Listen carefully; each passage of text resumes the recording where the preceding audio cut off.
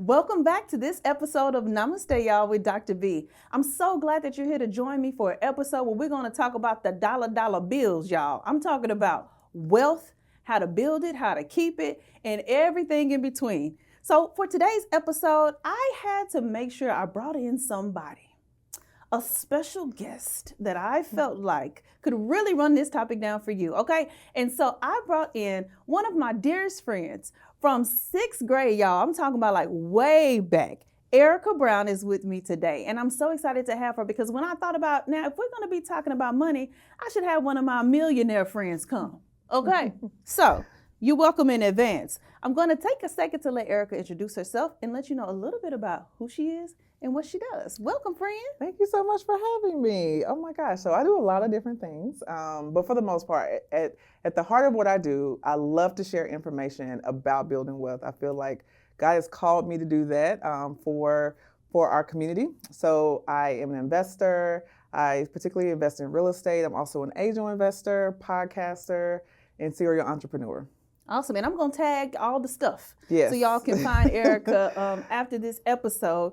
But it was so important for me to dive into this topic. And I feel like Namaste Y'all is really a platform where we're talking about our healing and our wholeness and these journeys that we're on together called life. Mm-hmm. And when I think about like one of the biggest things I don't think people are talking about enough when I'm on social media is about money, but not just about how to get some. Yeah. Everybody's gonna talk about how to get money, Yeah. and scam. Oh. I want to, my friend is from Atlanta. I didn't say But that. I am not a scammer. But you're not a scammer. But it's a real thing. But it's a thing. Because where the scammers, where they be from? Atlanta. Scammers be. I talk to people all the time. I'll be like, y'all, I got receipts. I got Yes. lots of receipts. I promise you I'm not a scammer. Yeah. And you're my friend for a long And time. I know you're not a scammer. Exactly. You've That's been why to my she wouldn't house. have been here. You know what I do. I know what you do. Okay. Yeah, and that's why we're Even here. before I got online, you knew Exactly what it was. I so. knew. So it's important to me because I think we're not having enough conversations about how to be good stewards of our finances. And so when we talk about wealth building, I have a little quote I want to start with. So Okay. I recently heard an interview. David Oyelowo was saying when he started to kind of come on the come up in Hollywood, Oprah Winfrey offered him one piece of advice, and she told him, kind of warned him against the golden handcuffs.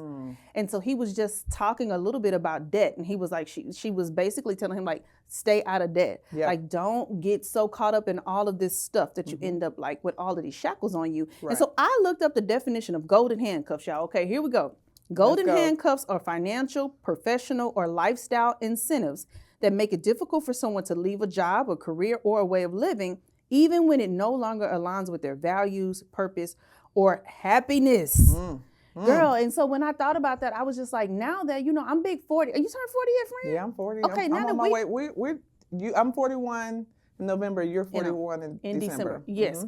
And so now that we are getting up here into what they call midlife, This is that what they big call age, midlife? whatever you want to call Big it. old auntie age. Yes, auntie. I feel like these are conversations we got to definitely be having Because because we're making more money than we ever have. And Girl. Black women specifically are killing it. killing it.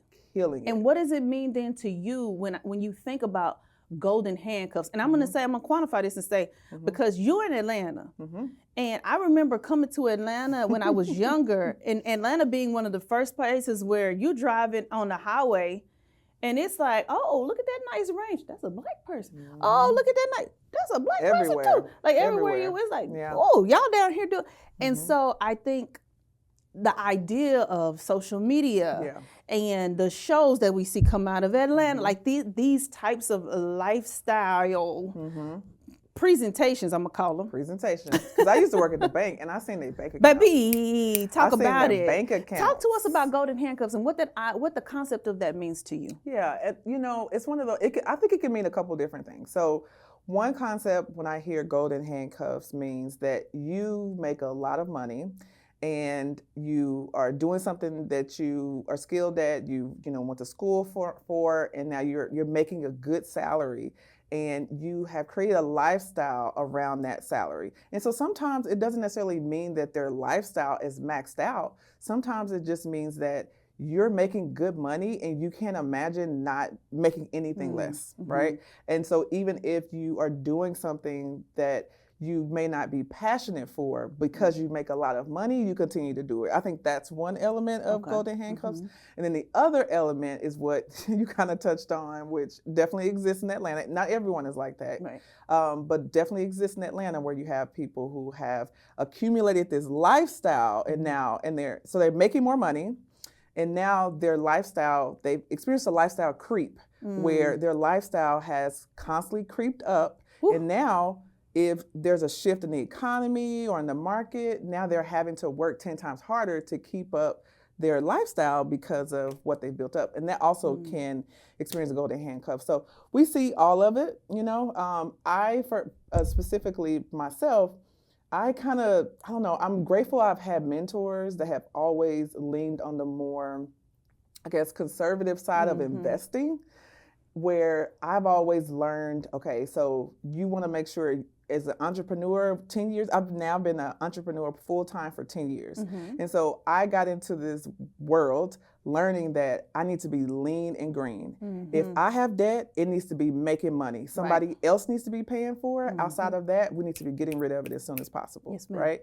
And so I've always just had that mindset. So that's helped us to be able to withstand times where I'm making $150,000 a month, and times where I'm making $10,000, you know, so we've been able to adjust to that. So, but that's what that means. We gonna just push past $150,000 a month. We just gonna. It's happening. I'm not making $150 right now, but I have. We're just gonna push sure. past. That's okay. Just stay with us. Buckle up. We're going fast. Yeah. Sorry, I'm very comfortable talking about money and numbers and all the things. I love that about you, friend, because people try to be coy sometimes. But that's why I had to ask you before we started. We need to know. Because it's people telling people what to do that don't know what to do. But they make money by telling people what to do. And so that's why I'm like, nah, we're going to have this conversation in an authentic way. I need to have somebody that I feel like can speak authentically on the topic, and not somebody giving advice that they haven't lived. And I've seen you, I watched you live it.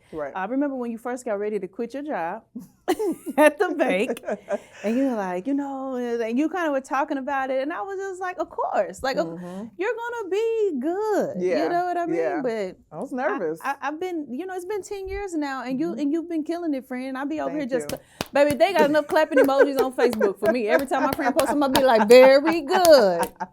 Yes. Thank you. I appreciate it. I feel and that you support. also been there to be a listening ear when there have been times, even with my own real estate investment, you know, I'm like, hey, Erika, like, hey, this one, and you still are there to even help, you know what I'm saying, with those of us that ain't buying 1,700 houses. For sure. But just 1 or 2 or 3. Yes, absolutely. And I love that too. Yes. Thank you. Okay, so when we talk about the lifestyle, when we talk about this creep, I think now that I was saying that we're 40, like I'm starting to understand better.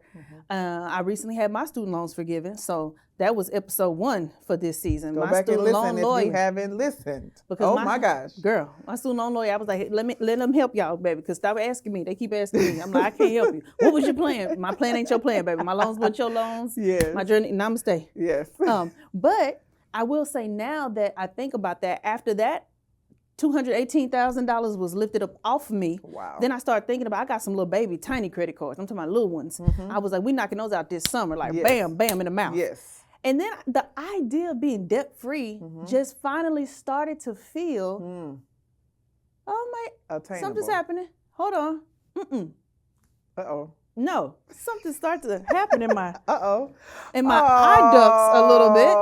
Shut up, Erika. Don't owe me. Sorry. I see the glistening in your eyes. I'm a wuss. Don't make let me it cry. Flow. Let it flow. No, because my makeup.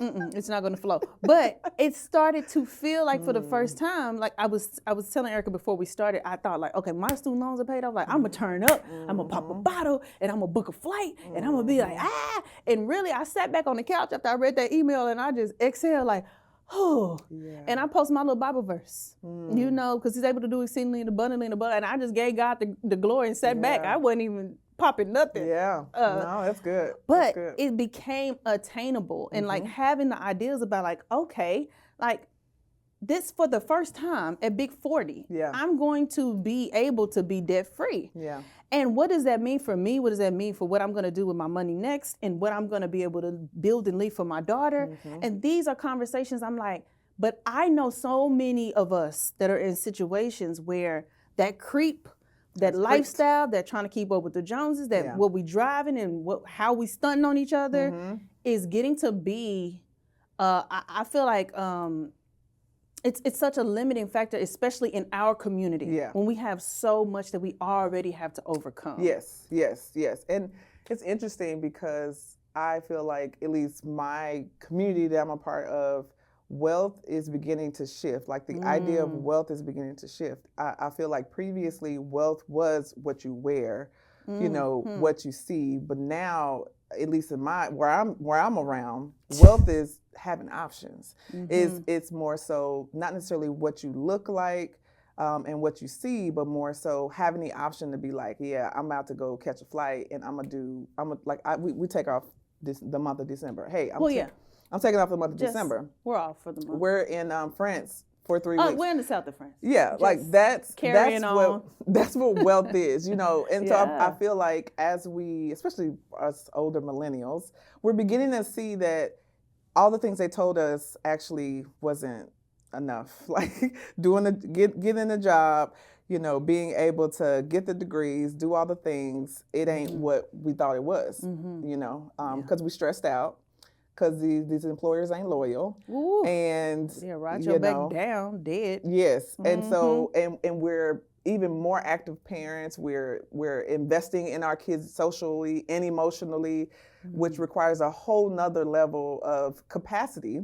And we're just learning that our idea of wealth looks different. Yeah. And so I work with people all the time who are trying to get to a place of they want to travel more, they want to experience more freedom, but they're making really good money and they're trying to figure out how. And so even like you said, how you losing that burden, that literally that weight being lifted of your student loans, I love working with people where they come to me first and they're like, man, I feel like real estate is going to be that for me, because for us it's real estate. Like we are entrepreneurs, but real estate was really the biggest change that has like significantly impact how our family moves, and so they know that it could help, but they don't know how, and so they close on their first deal or they have their first big sale or just something happens in real estate and they're like, same thing you just said. They're like, I never thought that was possible for me, but now that I even have this first situation took place, okay, then that opens up a whole world for me. Right. And so I'm big on, even if you're trapped and you're in that and you feel like it's heavy and you built up this lifestyle, maybe you've made some decisions that you would have went back and want to do something different. It's not too late. Being around other people that are trying to think differently like you is a big part of helping you get out. Getting exposed to other people who are like, okay, they have a job, they have family, but they're also sacrificing and doing this on the side and trying to help their situation. Okay, I can do it too. And that helps to like broaden your horizons to where you start having hope and you start figuring out how you're gonna monopolize your little thing that you have over here. Right. And so that's a big part of it. You're never in a situation where it's like hopeless or it's not possible. I've seen people in all different situations or whatever. It's just that mindset. It starts with what you believe, what you're believing for yourself, and what you want to do differently. And are you actually willing to do the work? The cost. That's the part, because it requires a sacrifice. Yes. And the thing that I can say about regardless of what people be online saying that it doesn't. It does. There's a cost. It requires a sacrifice, because I remember, when I used to be on my Dave Ramsey kick, like real bad. Yeah. And it was all about like pay off the debt. We were all on that. I mean, Dave Ramsey was in a chokehold, baby. Like baby step. Not for us. And so in other ways. But go ahead, finish. See, well. We're gonna get to that. The debt payoff is good though. Yes, the debt payoff is good, but I feel like what I feel like is something that I saw you do, which is something I've never been opposed to, is being able to live beneath your means and deny this social kind of, what really it just boils down to, and we're going to talk about faith in a second, this worldly idolizing of money and idolizing of stuff and the material things and the external things that make you appear to be wealthy when we know they have no bearing on actual wealth.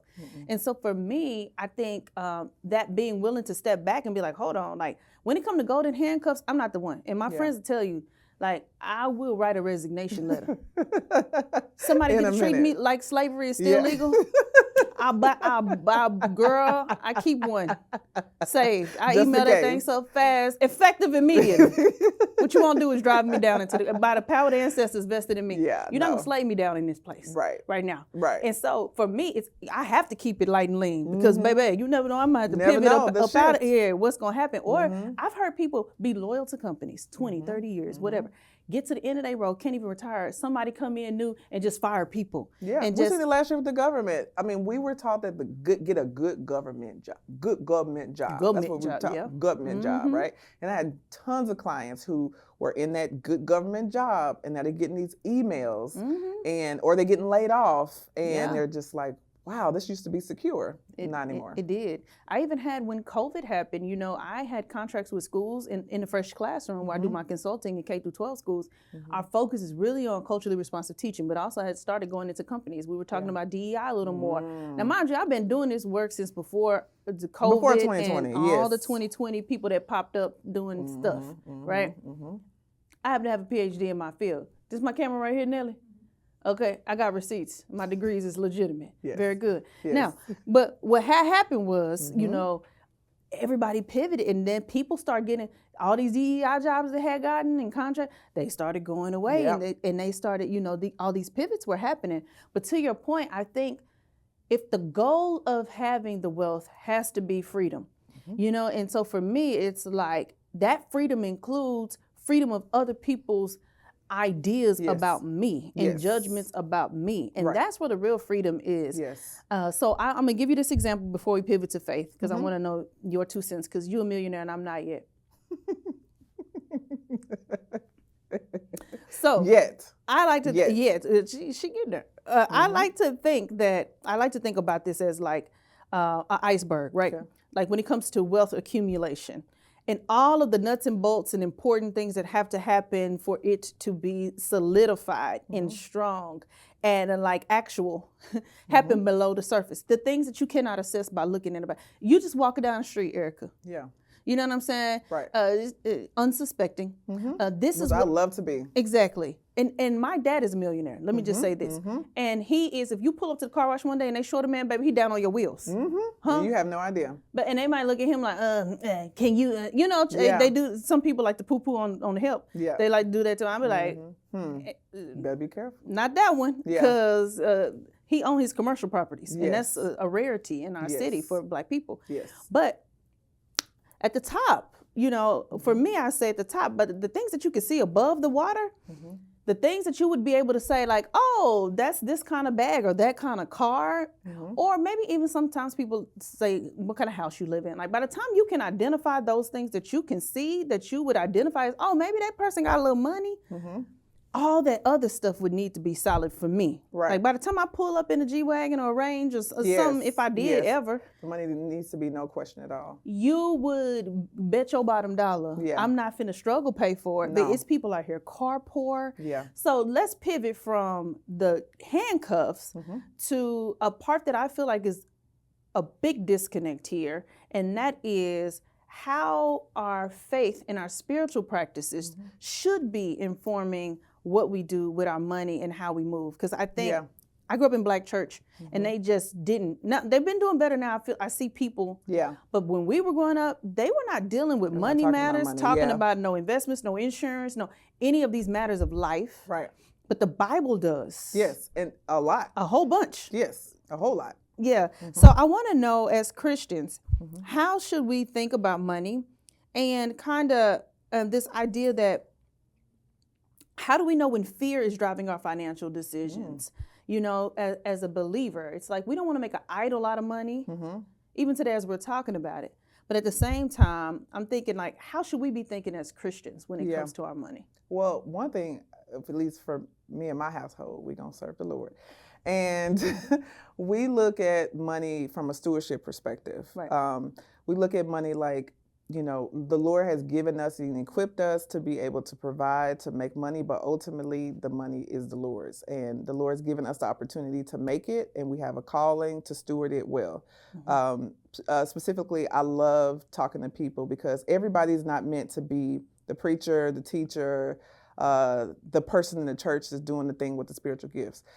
In the same way, for example, with the Civil Rights Movement, you had Martin Luther King, you had Ralph David Abernathy, you had Andrew Young, and they were the ones who were like in the front, the mouthpieces.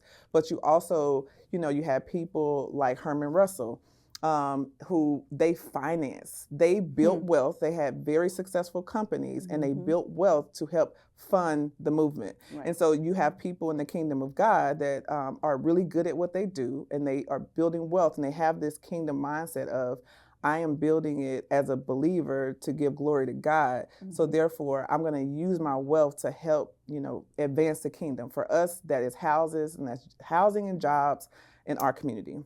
Housing, jobs, and information for people in our community. And so we look at that, and even from a tangible standpoint, we invite prayer and we invite God into our decisions. And this is hard. It's not easy. It's very hard, especially if you're a person who you're good at things.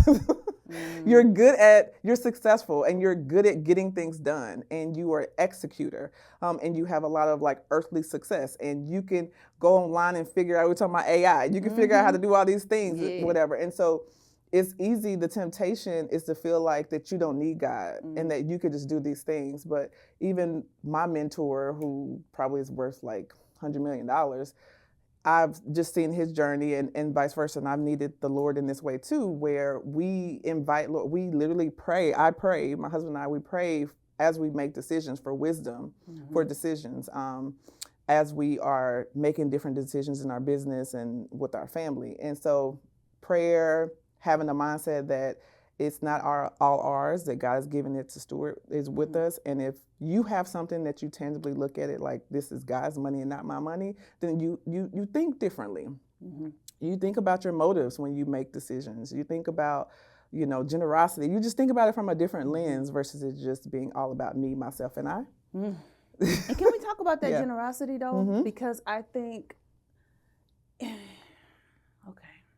even when you hear conversations online and people get very down into the weeds about like, well, the Old Testament said this about bringing money to church and the 10th and they start to get in these debates. Again, my generosity is not just limited to the church. Look, my religion is love. Let me say this. So I'm always trying to measure any decision by, am I being led by love or fear, right? And fear is what inflates my ego, and well, I need to hoard my money. I ain't giving nobody nothing. I had to get mine. You had to get that kind of mentality, right? As opposed to, and generosity is a universal principle. Yes. Like when you look at in all the world's religions, you see this biblical principle in all the different religions. Right. This idea that if you've been blessed with so much that your cup overflows, it doesn't leave you without. Right. You're full if your cup is overflowing. Right. You have to be. Right. And so I have seen, and I make it a point to talk about generosity as often as I can in this podcast, because I think people disconnect their practical lives from their spiritual beliefs. No. And when you take the time to really consider, like, dang, I'm blessed. Like wherever you are, yes, you don't have to be a millionaire. No, you know what I'm saying. You could be a thousandaire, and help God understand. I'm not gonna tell you when I'm a millionaire I would give big. I'm gonna show you right where I am. Yes, and then no matter what the case has been, when I tell you you can't be God given, I will give, I will invest, I will sow. And it's not just about church, to your point. Yeah, we give to so many different things that's way beyond church. We've been able to help people pay their tuition in college. I mean, and to back up, along our journey, we have not gotten to where we are on our own. Right. We've had other people who are believers who have been generous, that have helped us in different ways, and then that and helped us when we really needed it, right? And so that has given us the abilities and and the foresight to just be like, hey, I want to do the same. I want to be able to help someone in this way too. Right now, we have a summer internship program where our landscaping company, we're working with 22 students, teaching them how to develop skills with landscaping, and also they're learning from they have like financial literacy and things like that. So there's so many other ways that you can give outside of just that. Right. But there's something that you mentioned, fear. Yeah. So that reminds me of the story of the talents, where God gave these 3 people money, and then you have one person that just didn't multiply anything. You have another person that went and buried the money that they were given, and then you have another person who multiplied it. And the person who multiplied it is who, they were, well done. You did a great job. And so it's important to learn to really understand how our trauma can influence our money story and cause scarcity. And God does not give us a spirit of fear; He gives us a spirit of love. So it's really important, especially for us, I think, because a lot of us, not all of us, but a lot of us are kind of like this the first generation of like really making like decent money. And so we come with the trauma of, I don't ever want to ever lose it and go back to the. Yeah. So we have to deal with that. Mm-hmm. Other people don't have to deal with that like we do. So we have to really work through that in a real way. Yeah, and I think that having an abundance versus a scarcity mentality is big, because you want to function like you are where you hoping to go. Yes. You know what I mean? And I know, like, okay, if I'm sure, so faith is being sure. Like, if I'm sure God got me, like, would I give this? Would I do that? Would I help where I can? Not that you let people use you and abuse your money. We don't want to mistake generosity with being a pushover. Right. But at the same time, there are these opportunities, I think, where our faith has to be activated in order for us to get to different levels. Yes. And so when it was time for you to leave a corporate, for instance, what role did your faith play in that? And like, how did you know, like, okay, so, because I know a lot of people, they are like, when we talk about entrepreneurship, because you know me, I'd be like, all right, God, here we go. I'm out here. Yes. But I know people be like, are you crazy? How us gonna pay us bills if we run out there and there like that? No, that's and real. I'd be like, He's provided. Yes. I ain't been able to fight off a pound. I was unemployed for a year before. I couldn't fight a pound off. Wow. Still. Yes. You know what I mean? Yeah. So tell me about how did your faith play a role in that, and like how did you know it was your time? Well, it was huge. But first of all, I didn't even grow up having any type of entrepreneurial dreams. I thought I was going to be a corporate baddie and climb the ladder and do all the things. And so faith played a huge part of it. For me, in my particular story, I was, applying, trying to climb the ladder, trying to get to a place of having more independence within my career, and was just hitting a glass ceiling consistently. But really, that was just the Lord trying to detour me to a different place. And I had so much tunnel vision, and I wasn't even open to anything else. And so what happened with me that kind of rose into my spiritual journey is I had a friend that passed away suddenly, 32 years old. He fell asleep in his car and never woke up. Died of natural causes at 32 years old. Wow. Wild. And so, of course, having a loss like that makes you, second guess so many different things in your life. And then so when I go back and I began thinking about his life, he lived so courageously. Like he was the first investor. He was the first one of our group, like flipping trailer homes. Like he was, and so I went back and I started thinking the Lord was like, use his life to be like, okay, I'm trying to get your attention or whatever. And so at that moment, thinking about his death made me be open, even just be open to a different plan outside of what I thought the plan was for my life. And so sometimes we can be so locked in and focused where we don't even create space for the Lord to even show us where he really wants to take us. And so me just deciding to be open ended up leading me to in real estate. And then so that was the first thing. And then eventually how I knew that this was right. I started making money. It's That's a good indication. For me, it's kind of simple. I'm a kind of simple girl. I'm like, oh, okay, this is actually work. And not only that, so I was, quick story, we moved to this neighborhood. We moved to the hood at the time. Oh, yeah.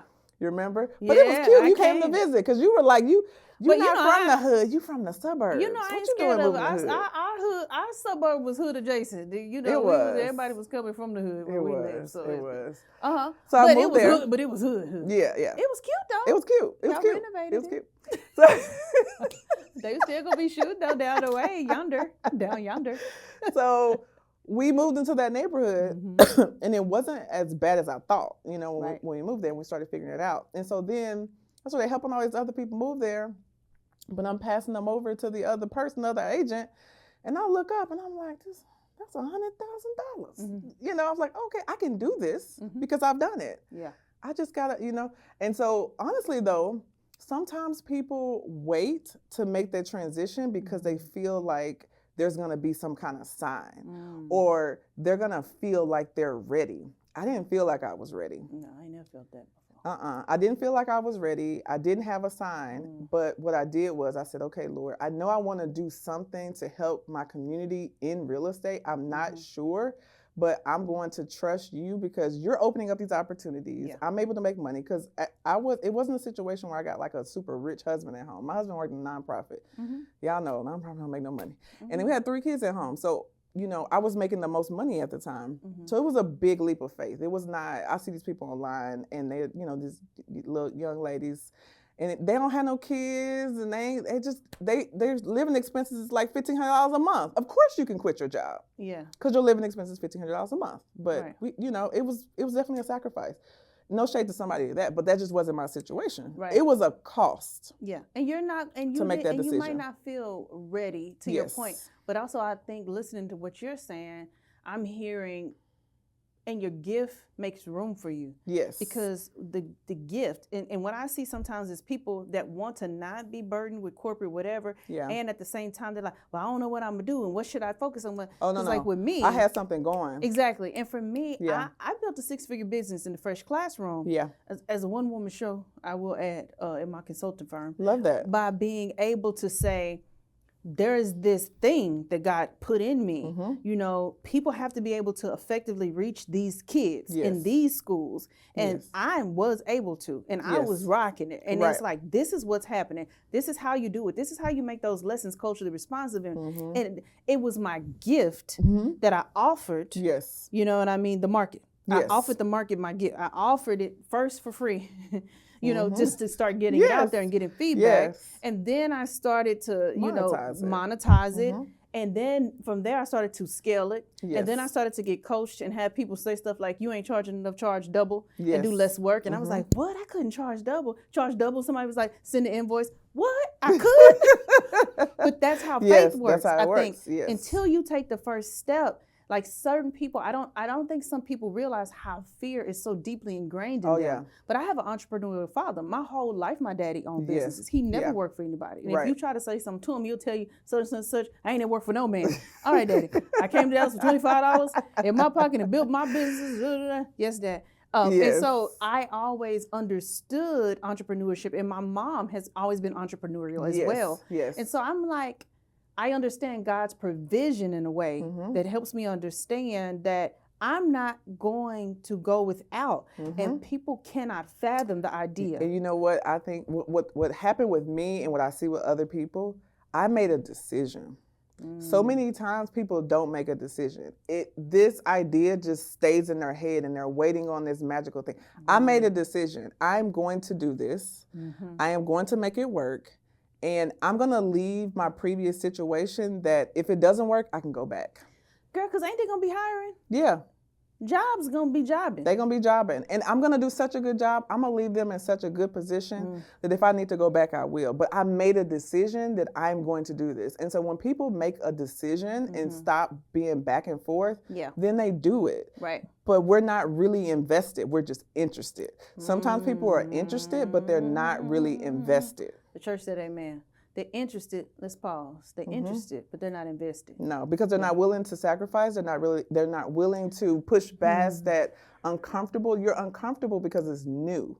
Yeah. And sometimes I wonder too, though, if some of that is because, like I said, with some people are trying to I'm trying to find something. Yeah. It's not something that's their passion, that's their gifting, that's their purpose work. Right. And so they're grasping at straws like, what should I do? What can I make? What can I? Instead of being in alignment. Yes. And then you allow the flow to. So I'm always like, okay, let's reflect on what did That's God good. give you? What's in? I heard Sarah Jakes say one time. Sarah Jakes Roberts. I'm sorry. Say one time, what's in your hand? Like sometimes we're so worried about like what I could do and what Somebody I could else's get. hand. And when Social I media get is this much hard. money, Yes, social yes. media has made it Man. even worse. I Yes. feel like almost like I'm in a social experiment where I'm looking and everybody's trying to be aesthetically like they don't talk and they just look and we're doing it. It's like, what are we doing? Like, it's weird. Right. It's First very of all, weird. y'all Yeah. are weird. Yes. And you yes. don't read books. Yes. What are we doing? Right. Like, this is life. Yes. But you have people that are like, they just want to figure. It's like, listen, figure out what Back you're up. here for. Back up. Figure out your strengths. Yeah. You know, what God has put you on this earth for. To do. Yeah. What problem are you trying to solve? Solve a problem. What problem Find a are you problem. trying to solve? Okay? Get good at that. And then And offer it with love. This is the Yes. next thing I will say. Because the Bible talks about you can do all of these things and be a clinging symbol because you know not love. Yeah. I tell people sometimes they're offering things, they're making money off social media because people click things up, but what you're putting out there is vitriol or it's negative and low vibrational energy and all of that to try to make a buck. And it's like, maybe you'll get some up front. Maybe you scam your way to a nice little buck. All money is not. But you know good what money. you put out there got to come Right. back to you. Right. It's going. You know Yep. what I mean? Yep. So I think in addition to what you said, and I would just add on top of that, and then offer it from a place of love. Yeah. Wherever you go and whatever you're offering. Otherwise, I feel like you're just a clanging symbol, just Fleeting. trying to Yes. do something and flail around. And people will feel that. They know when it's really like, you love this. Like my clients are like, oh my gosh, you love this. And I love it for them because it's real. Because if not, what are we doing? Okay, so tell me this, because we're going to wrap soon.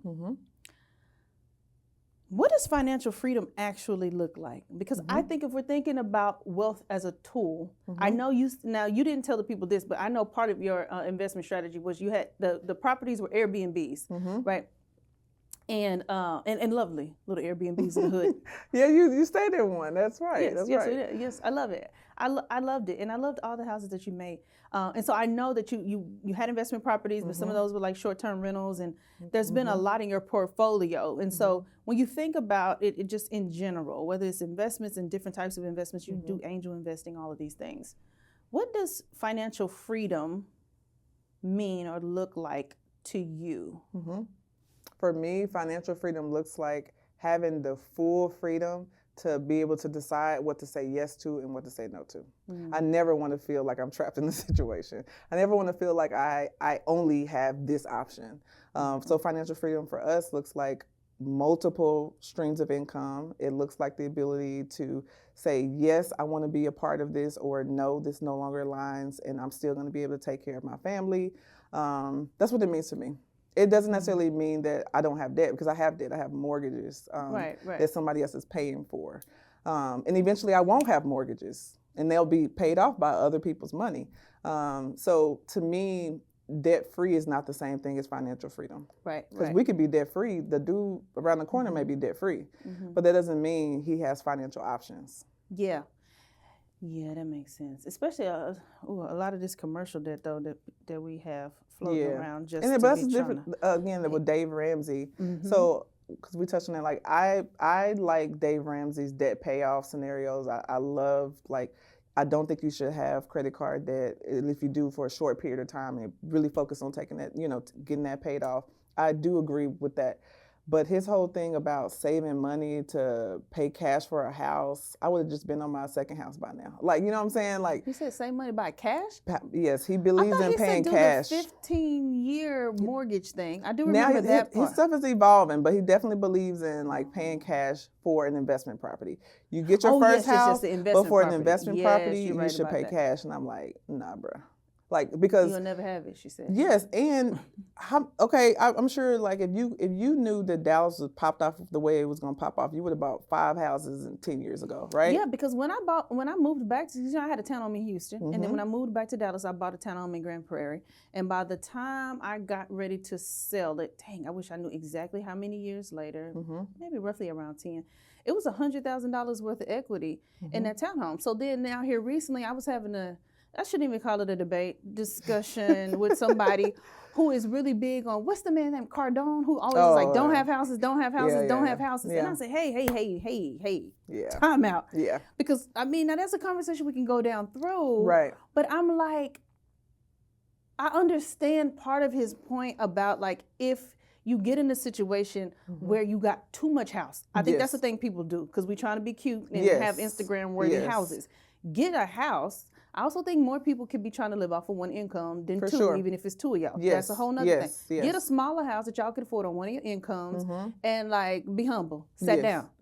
But this idea about we don't need to own homes because it's cheaper if we rent and all the expenses for repairs go to somebody else and all of these other things disempowers us. That's a corporate agenda. And we can't afford to do that as African Americans. Yes, because the wealth gap it's getting worse. And they borrow against their houses. I'm having this debate with this person. Yeah. And I'm like, when I got ready to sell that townhome, girl, that little mortgage was about maybe $1,500 a month.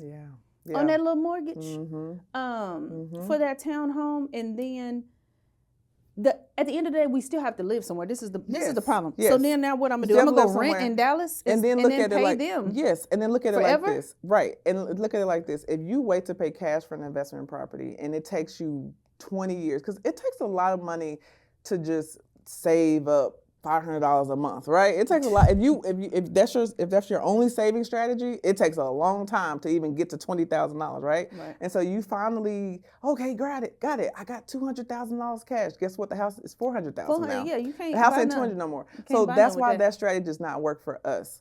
And that's why we need to own homes, whether you live in it or not. Inheriting grandma's big old trust, got a trust fund from grandma or something. You finna take a big old dump of money in your lap and go buy something. We don't have great. trust funds from we grandma. Don't be getting we helping that. grandma.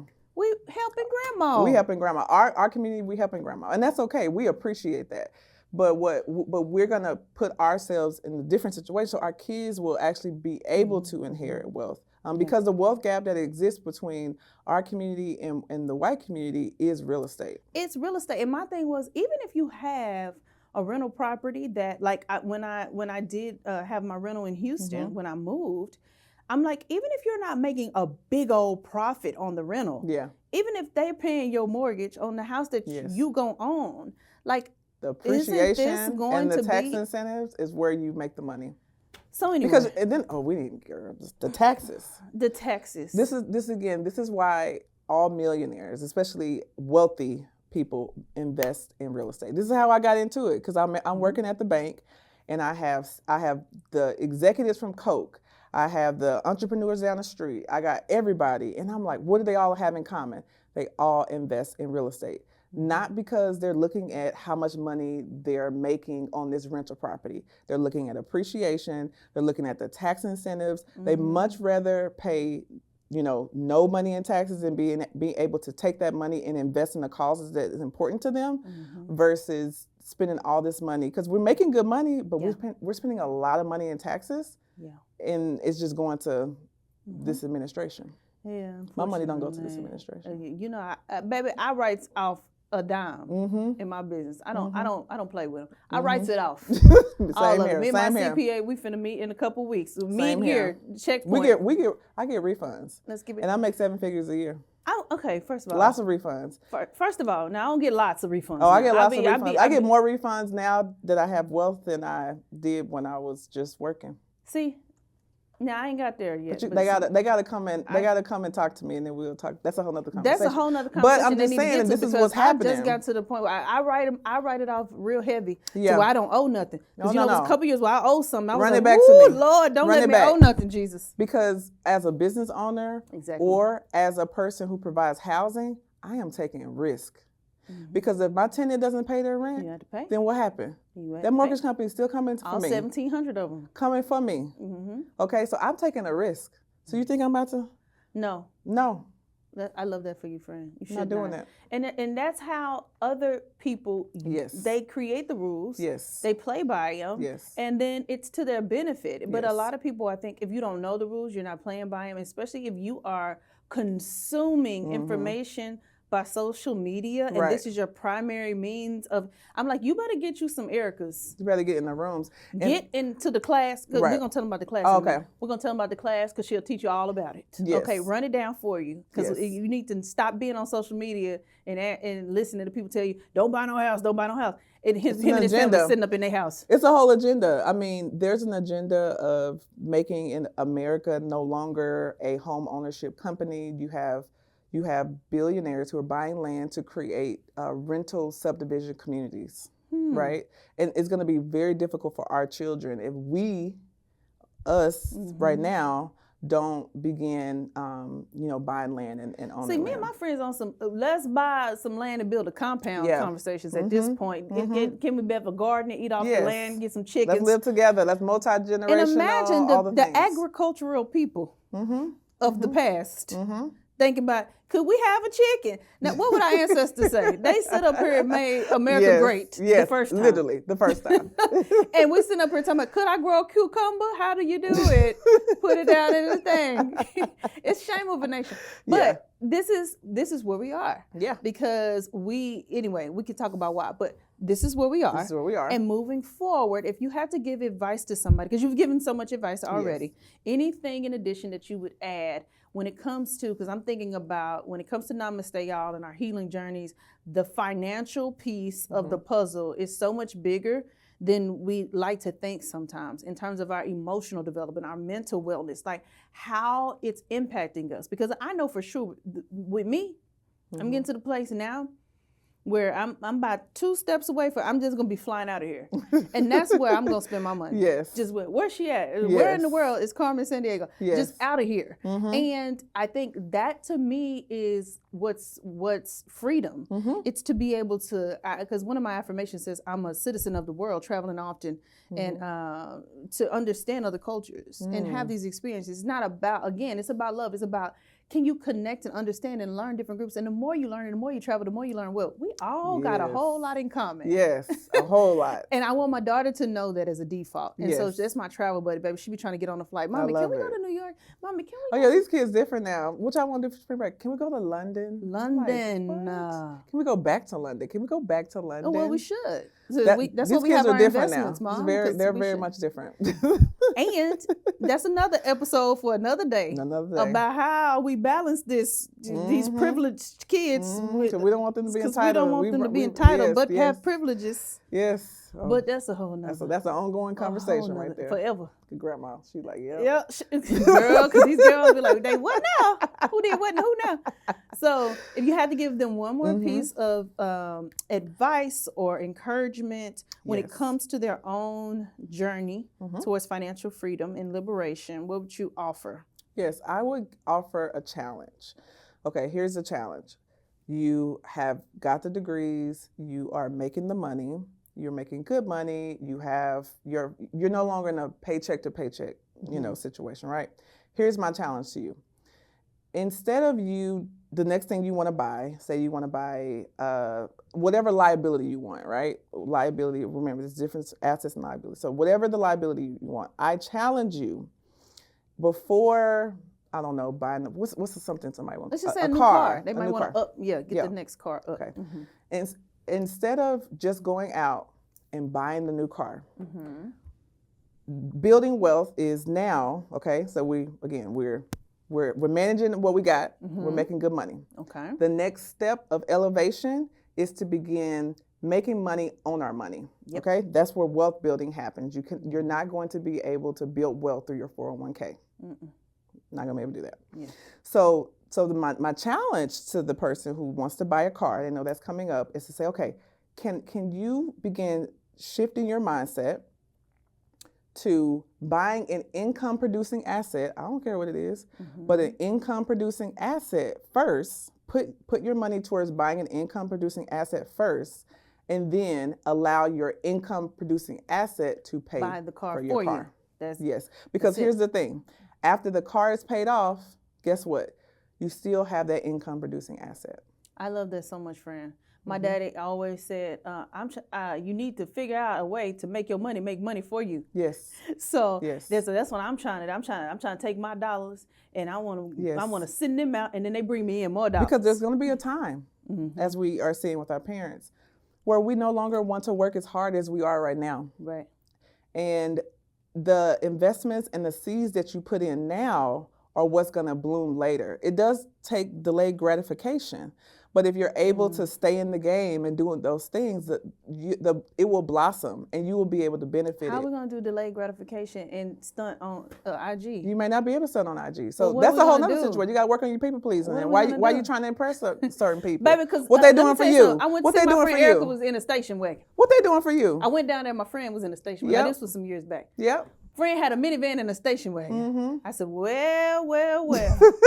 Because that's what the time called for. Yeah, that was hustle season. Yeah, we not just, you could have pulled up in the G wagon or X6 or whatever. But friends said we riding, baby, from here to there. We're gonna get there, and that's why I'm like, what's the thing? Like for me, the thing is, I want to be heavily investing in travel. Same. I know it needs to be quarterly. I know the months of June and December, I do not wish to work for no one. Yes. I want to be off. That's my birthday month and Christmas and the most wonderful time of the year. I don't want to work all month, but also in June. It's been a long school year, you're tired, go fly out of here and be gone somewhere as a base point. And so I think having that understanding, I would offer somebody something that I did some years back that I really feel like has blessed my life, because again, we're preparing to be whatever it is we're planning to go. We're already there mentally, right?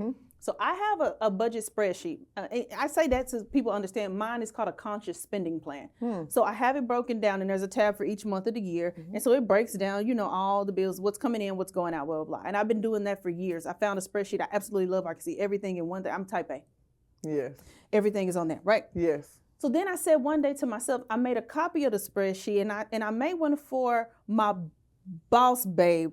Now, when I'm here, what is this budget going to look like? What are the streams of income? I'm always going to be doing my writing. I'm always going to making money. I'm a writer. I'm always going to be teaching. I'm always going to be speaking. These are my gifts, and these are the things that go out and make money for me. Right now, then I'll have some investments, some those other things. But these are the streams that I'm generating that come in, and then I have all the categories. And in the categories, I start to say, in my best selfish life, look at these things I'm going to spend money on. Oh, God, can you imagine my massages every Friday? Can you imagine? I start running it down in I better budget for that. Because that's what and quantify that and know how much it's going to cost. Yeah. And knowing. And so now when I go back then to my standard spreadsheet, I have line items for those things. Now, this month it might be zero for the massage, but it's still in there. Yes. Because what I'm calling forward is the life that I'm building. And then now sometimes then I add it on in there. Now this quarter we're going to go ahead and sprinkle in a little bit of that luxury. Yes. And sometimes we ain't doing that,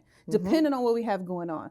But to your point, I love the idea of us shifting our mindsets from what other thing can I get to what other way can I generate income. And if people want to learn more directly from you, how they go about building that and working out the plans, tell them where they can find you, how they can contact you, and how you can bless their lives even more. Oh, I love it. Well, I share a lot of free information on my podcast, Wealth Within Reach. And I'm going to tag it here. Yeah, so if you are listening and you're like, I connect with this, go to Wealth Within Reach and binge all the episodes. And then if you're like, okay, I want to get on this train, because there's lots of ways to invest, but if you're like, real estate is it for me, then from there, you can either follow me on Instagram at Erika Brown Investor, go to the link in my bio or the link in my podcast notes or YouTube, and then be able to book a call with me and we'll talk. But last thing I have to say this. Yes.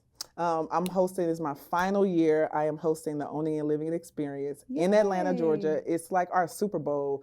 It's like this amazing event where Black and brown investors and even people who are thinking about investing come, and it's like our family reunion. It's faith, it's music, it's community, and it's real estate. And we're all getting together. November 13th through 15th in Atlanta. And it's my last year doing it, so I definitely will invite you to come. And I'm definitely going to invite myself to come. Come on. I missed the other one. Come on, you gotta come. This is the last one. This is the last one. Why is this the last one? Because we want to create more space to do whatever we want to do. Okay. Well, I love that for you. Space. Well, thank you so much for joining me, friend. You know, I admire you. Having me. I love you so much, and it's been such a blessing to see over the years. Oh my gosh, girl, we used to be outside. Baby, we used to be down in the streets. Woo! Erika used to We fight have too. Evolved. I do. Nobody ever believes me. Erika used to fist fight No people. one ever believes me. Erika was tough. You know, God is gracious has to provide. Fully redeemed. Fully redeemed. No, I was out there with her, though. I'm not even going to. Yeah, but not as much as me, girl. I was out there. Well, look what God has done. Yes. Look. Isn't that okay, crazy? when is the book coming? I don't know. Maybe I'm going to say that while we're on the tape, because that just came from somewhere. So a part of not doing a conference creates space for other things that God may be calling me to do. that was my divine download, because that wasn't even on the script. I don't even know where I do want to write a book, but I've got to have time to write a book, you know? Yeah. So. Okay, you're going to make time now, because I could feel it. I hear it coming in my spirit. Okay, thank y'all so much for joining us for this episode of Namaste, y'all.